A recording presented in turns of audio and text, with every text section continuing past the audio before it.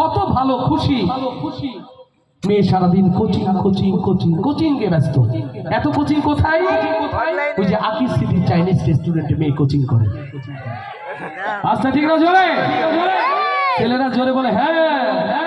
বাবাও কম যায় না। গভীর রাত, ছেলের ঘরে আলো।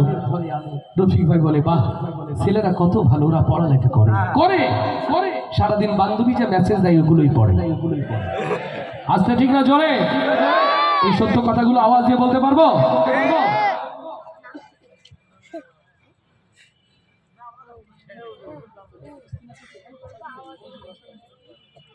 ও দেশে মোবাইল আইছে,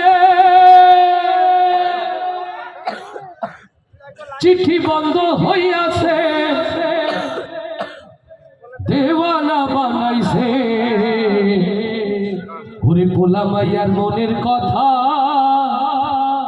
ভাসে বাতাসে। আচ্ছা ঠিক না, জোরে দেশে মোবাইল আইছে, চিঠি বন্ধ হইয়াছে।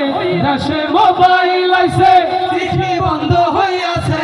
দেশে মোবাইল আইছে, চিঠি বন্ধ হইয়াছে, দেওয়ানা বানাইছে।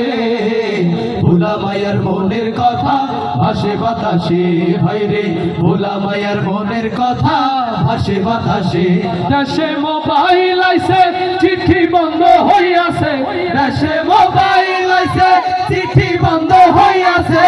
দেশে মোবাইল আইছে, চিঠি বন্ধ হইয়াছে, দেওয়ানা বানাইছে। ভোলা মায়ার মনের কথা ভাসে বাতাসে, ভাইরে ভোলা মায়ার মনের কথা ভাসে বাতাসে। দেখো দুষ্টু পোলার মন বাদা ফেসবুকে এখন, মোবাইলে সেটিং কইরা কাটায় সারাক্ষণ, তাই নাকি? ও দেখো দুষ্টু পোলার মন বাদা ফেসবুকে এখন, মোবাইলে সেটিং কইরা কাটাই সারাক্ষণ। এই মোবাইল পাইয়া ওই মদনের মাইয়া, ওরে মোবাইল পাইয়া ওই মদনের মাইয়া কি কাণ্ড ঘটাইছে। স্বামী সংসার রাইখা নাকি পালাইয়া গেছে। দেশে মোবাইল আইছে, চিঠি বন্ধ হইয়াছে। দেশে মোবাইল আইছে, চিঠি বন্ধ হইয়াছে, দেওয়ানা বানাইছে। ভোলা মায়ার মনের কথা ভাসে বাতাসে, ভাইরে ভোলা মায়ার মনের কথা ভাসে বাতাসে। আবার টিকটক কাশিয়া সব গেল ভাসিয়া। আচ্ছা ঠিক না, জোরে দেশে টিকটক কাশিয়া সব গেল ভাসিয়া। সিদ্দিক সুরে নায়ক হইছে আইডি খুলিয়া।